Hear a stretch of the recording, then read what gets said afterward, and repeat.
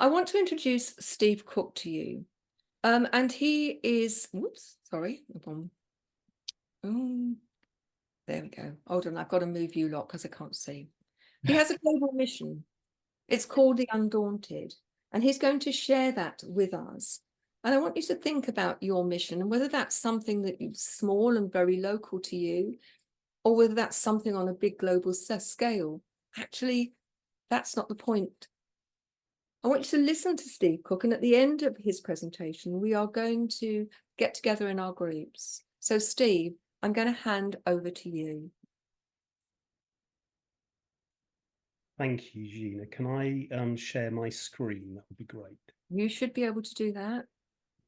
Oh, I've got to stop share, haven't I, for you to do that? Thank you. Let me just get into my screen. Bear with me a second, everybody. Sorry, a bit of a handover crisis here. Hang on. Hello, world. That's what we're all about, and I'll share with you a little bit more about the Undaunted in a few minutes.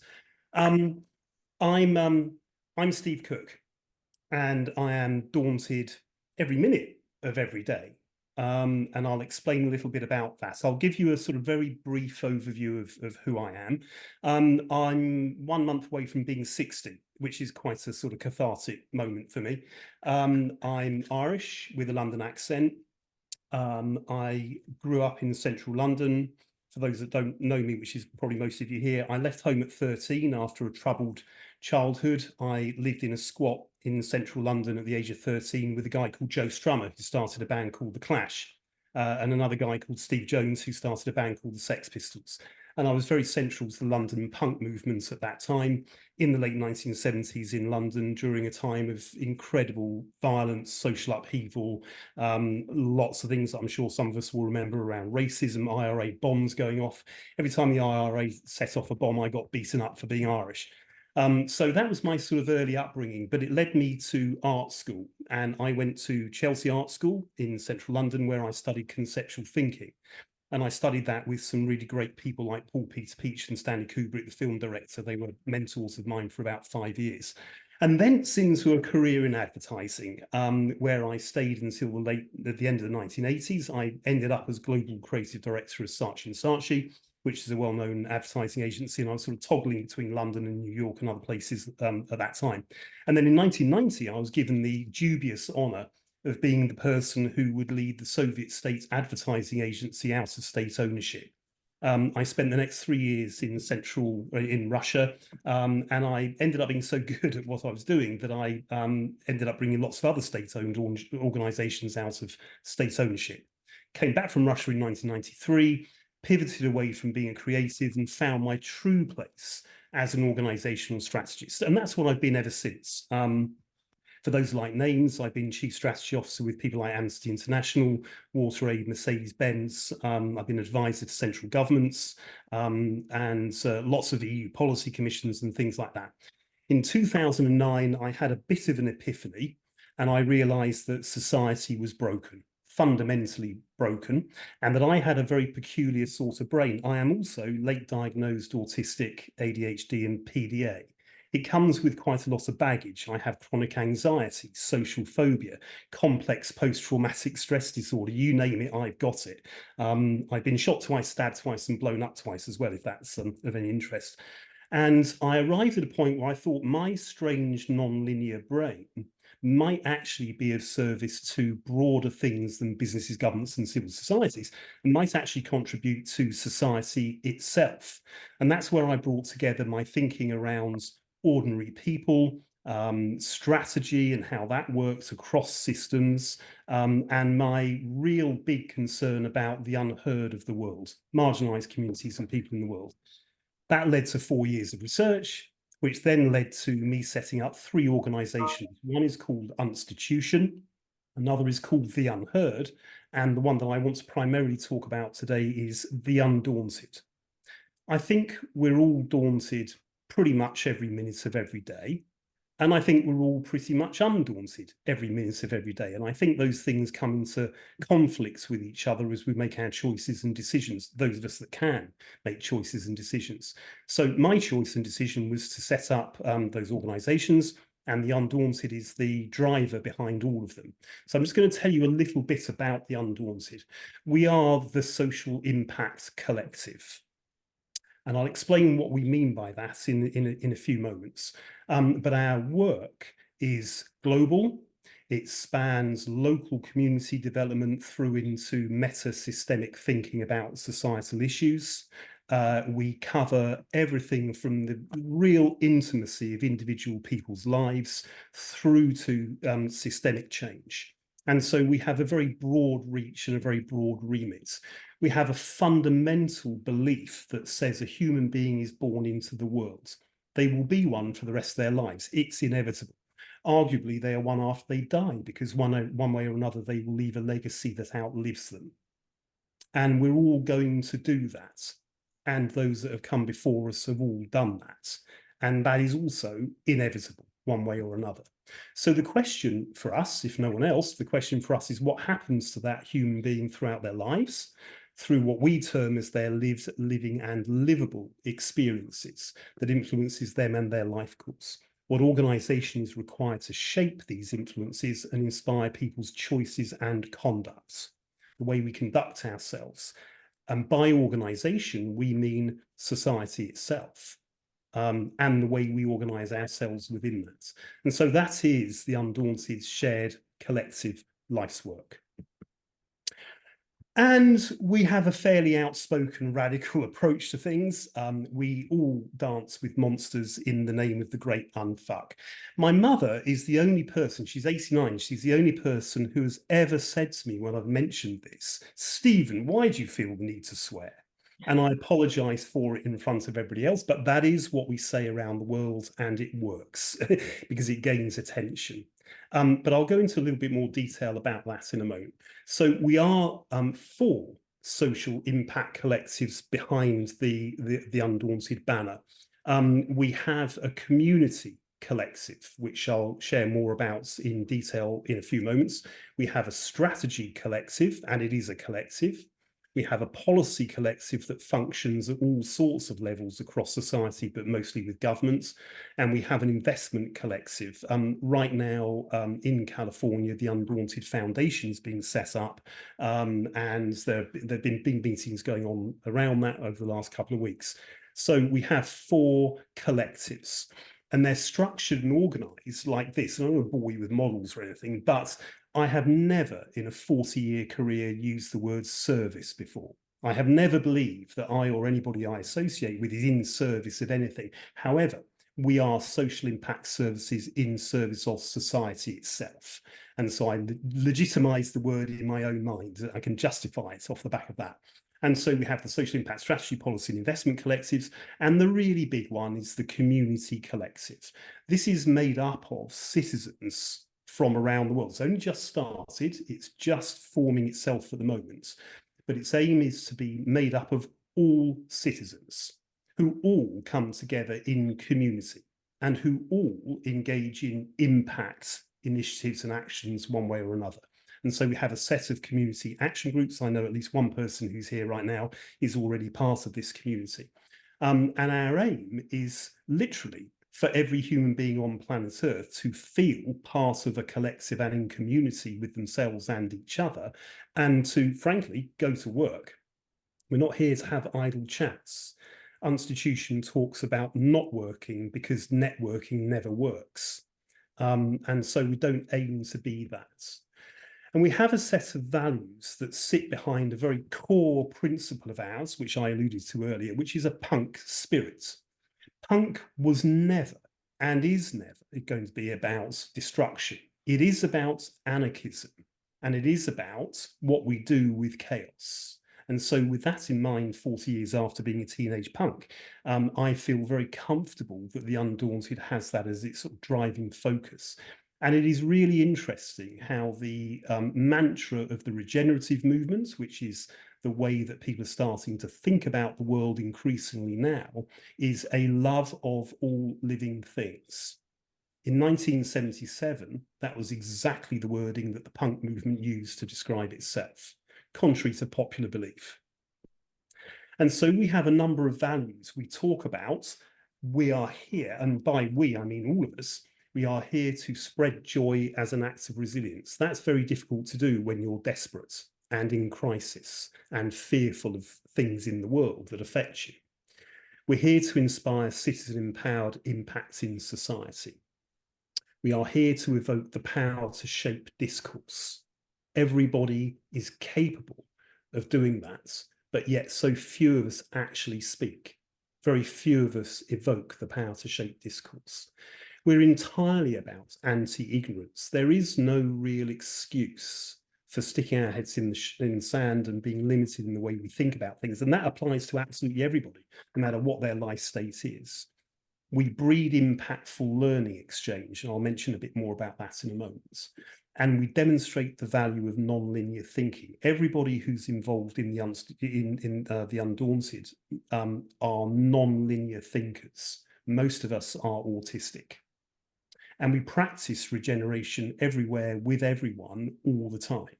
I don't know what this audience knows about regeneration. I urge everybody to go and find out. But when we start to see how regeneration as a concept, notably around climate change and sustainability and things like that, when it becomes very separatist, and we see the world becoming increasingly separatist, the word polarization is used quite a lot. It's primarily because we don't know how to communicate well with each other. And so we see this from people like the intellectual elites through to all sorts of other marginalized communities who just never knew they had voice. And so those are the values that the Undaunted has, and they are fixed. They are in stone. But we also have a set of beliefs, and I'll very, very quickly run through these just so you can see a little bit about where we come from and what we're primarily focused on. I can't see anybody, I can't tell if anybody's fallen asleep yet, but hey. So and you don't have to read these, I'm very happy to share these with anybody who's interested afterwards, but we start from a position that says systemic thought and action across whole systems is absolutely vital now. Lots of people talk about systems. Lots of strategists like me are focused on business or government or civil society or various other things. We actually believe that we should be looking across all systems. And so we evoke grand strategy. That is the way to describe multi-system thinking and how to organize anything, but certainly society, based on that. And so those two things are very important to the Undaunted. We are, as I understand it, pretty much unique in having that as a primary way of thinking about the world. As I alluded to earlier, that creative non-linear thinking is now the answer to the challenges we face.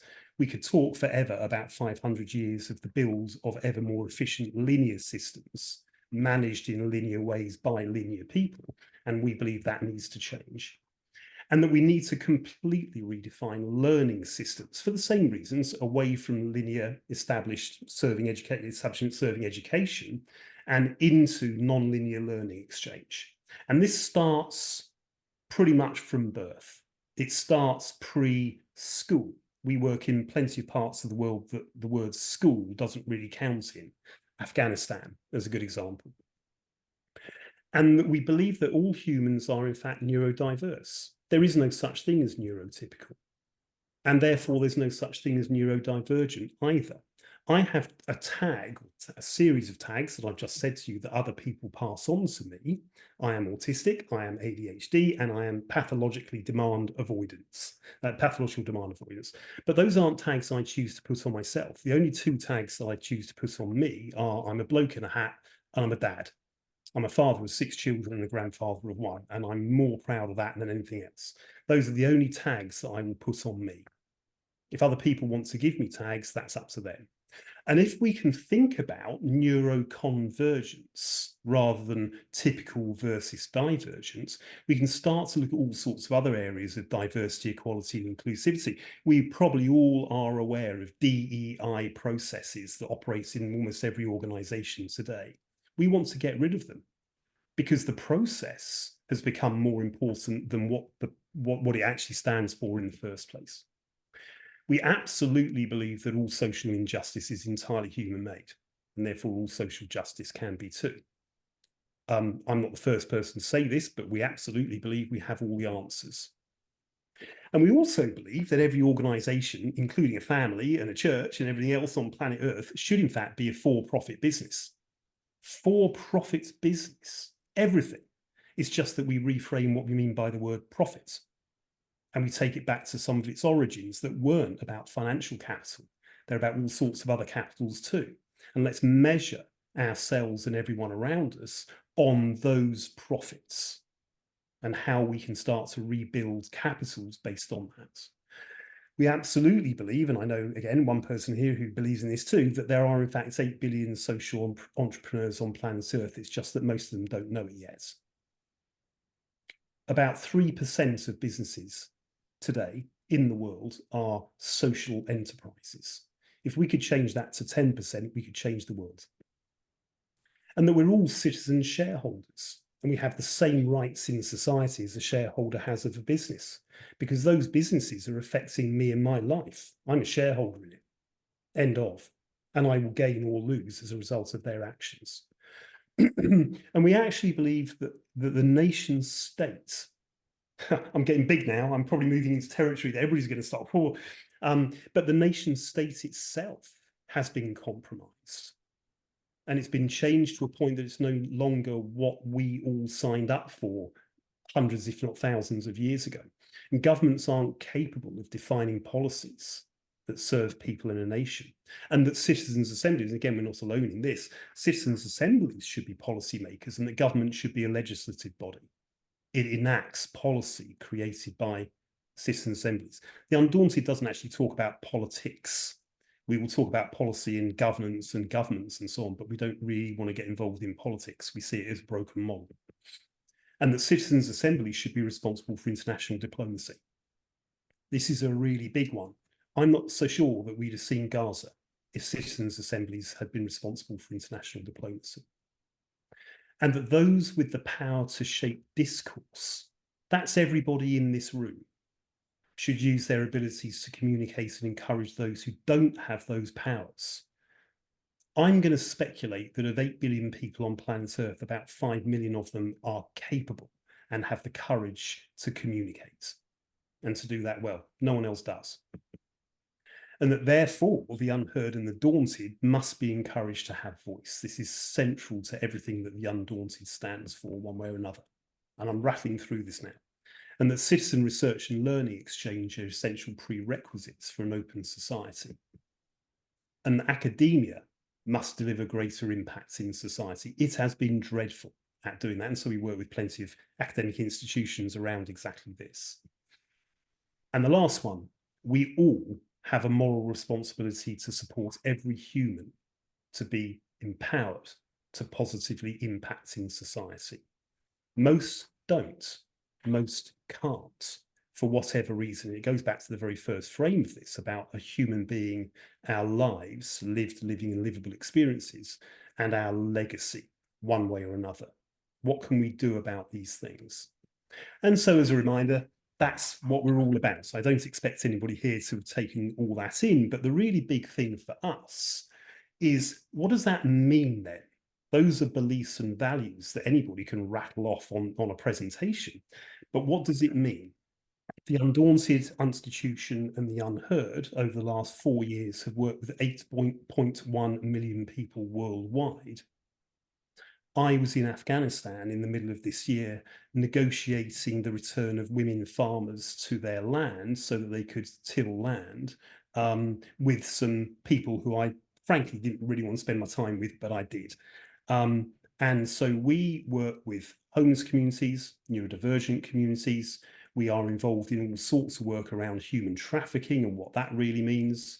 The community that we're setting up is doing everything. We have a number of action groups. We have an action group centered around creativity for impacts. We're making films, documentary films about issues around the world. We advise central governments, and we work at local level. I'm here in Glasgow in Scotland, and we've just brought together local homeless communities and those that work with them in Glasgow, with homeless communities in Melbourne, Australia, and San Diego and Seattle, because the nature of homelessness in each of those places is very, very different. And so we're working at scale, but we're also working in this very local and very intimate way. And our job is to be the translators and to bring together in collaboration, real collaboration, people from across social divides. And that very much is the undaunted. We are all daunted. I wake up every morning absolutely terrified about what the day's got in store, but we're just going to carry on. And we invite everybody on planet Earth to come and carry on with us. And we'll go and carry on with them. We have a number of collaborator organizations who we work with. Collaboration Global is one of those, and I'm very proud of that. And so that is a little bit about us. I've rattled through it in 20 minutes, but the big question for all of us is, what can we do? And how can we do it? And what are the states that we need to be in to enable us to do it? We brought people out of prison who are now working in ending food poverty programs around the world, young people. So if they can do it, the rest of us can too. So my question for everybody here today is, what makes you feel daunted or undaunted? And what are you going to do about it? Let's go. And that's it from me. Thank you very much. I've been Steve. I'm here all night, and I'll be selling t-shirts behind the bar.